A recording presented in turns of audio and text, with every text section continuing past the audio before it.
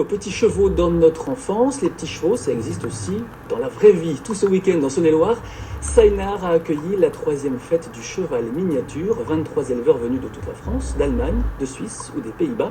Ils ont présenté plus de 80 bêtes, une quinzaine d'épreuves aussi variées que l'attelage ou le saut d'obstacle, auxquelles ont assisté Sylvain Bouillot et Julien Lanchasse.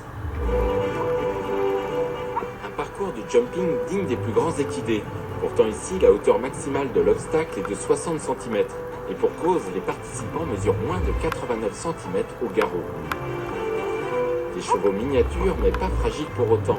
Avec de très bonnes qualités physiques, reste au propriétaire à suivre la cadence.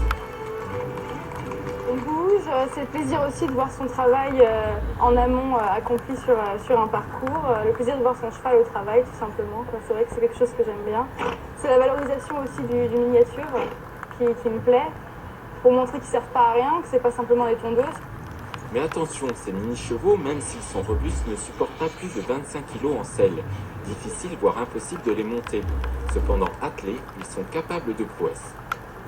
La miniature est capable de tirer 2 fois son poids, donc ça permet de faire soit des concours comme on le voit ici à ce concours, ou alors aussi de faire des promenades en campagne avec un cheval qui peut tirer facilement le poids d'un adulte sans aucun problème. Autre épreuve, celle des modèles et allures. Ici, les juges notent les qualités morphologiques de l'animal. Le but, se rapprocher des proportions d'un cheval de taille normale. Depuis plusieurs années, les éleveurs demandent l'inscription des chevaux miniatures français au Studbook, le répertoire des équidés. Il y a beaucoup de chevaux qui n'ont pas de papier actuellement, de vrais chevaux miniatures. Et l'ouverture du registre du cheval français miniature permettrait de fédérer un petit peu tout ça.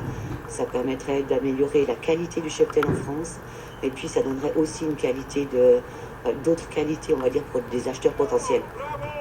Un concours unique en France, l'occasion de faire connaître ces chevaux atypiques au grand public.